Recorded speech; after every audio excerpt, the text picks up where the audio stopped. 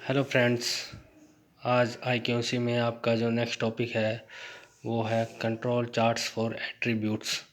कल हमने पढ़ा था कंट्रोल चार्ट्स फॉर वेरिएबल, उसमें आपने एक्स बार चार्ट पढ़ा, आर चार्ट पढ़ा। ठीक है, अब जो आपने पढ़ना है control chart for attributes. Control chart for attributes क्या होता है? जैसे वेरिएशन चार्ट्स में हम क्या करते हैं कि क्वालिटी जो करेक्टर होते हैं, जैसे किसी शाफ्ट का डायमीटर मेज़र करना, उसकी लेंथ मेज़र करनी, होल का डायमीटर, ये थिकनेस है वगैरह जो भी है। ठीक है, एट्रीब्यूट्स में आप एक्चुअल मेजरमेंट नहीं करते, जस्ट आप देखते हैं, अपीयरेंस करते हैं, यस और no, go and not go. ठीक है, इसमें आप क्या करते हो कि आपने जैसे चेक करने के बाद अगर फॉल्ट है तो रिजेक्टेड, अगर नहीं है तो एक्सेप्टेड। ठीक है, इसमें आप एक्चुअल मेजरमेंट नहीं करते। ठीक है, और इसमें कई तरह के चार्ट्स बनाते हैं हम, उनके बारे में आज डिस्कस करेंगे। तो वो चार्ट कौन कौन से हैं, उससे पहले हम इसकी एडवांटेज देख लेते हैं कि क्या क्या एडवांटेज है इसकी। एडवांटेज वही एक तो ये चीपर है, बिल्कुल सस्ती है। ठीक है, एक फास्ट है, एक सुपीरियर है, ये वर्सेटाइल, लेस स्किल्ड चाहिए, इसमें 100% इंस्पेक्शन है, क्वालिटी इंप्रूवमेंट है। ये जो कुछ पॉइंट्स हैं जो इसके एडवांटेज हमें बताते हैं।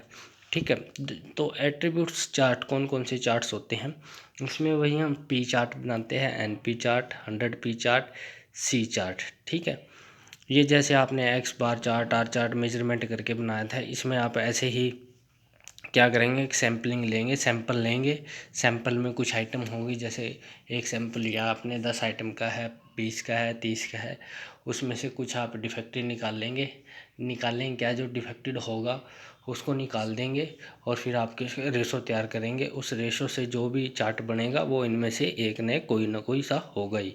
ठीक है, तो सबसे पहले जो आपका है control chart for fraction defective, P chart.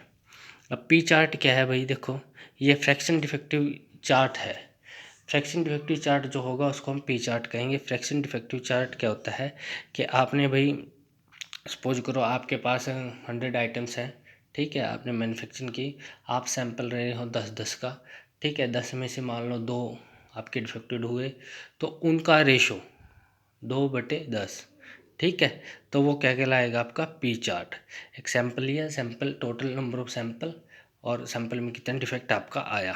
ठीक है, तो आप ऐसे उसका फिर आप पी चार्ट ऐसे निकालोगे, पी बार चार्ट कि जैसे मैंने कहा था कि सैंपल आपने 10 का लिया, अब 10 ही बनेंगे, वो 100 है आपके, तो उनका रेशो एवरेज लेनी है आपने। ठीक है, उसका आप एक्स पी बार चार्ट कहेंगे। उसके बाद आप एक स्टैंडर्ड डेविएशन सिग्मा पी निकालोगे, उसका फॉर्मूला ये होगा। उसके बाद ये निकालने के बाद वही हमें देखो कोई भी चार्ट है, जैसे एक्स बार चार्ट है, आर चार्ट है, इनको निकालने के बाद हम एक वैल्यू निकालते हैं CL, UCL और LCL। ठीक है, CL means control limits, UCL means upper control limits, LCL means lower control limits. इनका फार्मूला है भाई, फार्मूला आपने सभी ने याद करना है। ठीक है, फार्मूले याद करने हैं और यही फार्मूले आप न्यूमेरिकल में यूज़ करोगे। ठीक है, उसके बाद control charts for NP charts, इसमें आपको सेम है बिल्कुल पी चार्ट्स की तरह। अब आप क्या करोगे, वही जो मैं बता रहा हूँ कि आपने ये फार्मूले याद करने हैं और ये फार्मूले ही न्यूमेरिकल में यूज़ होंगे।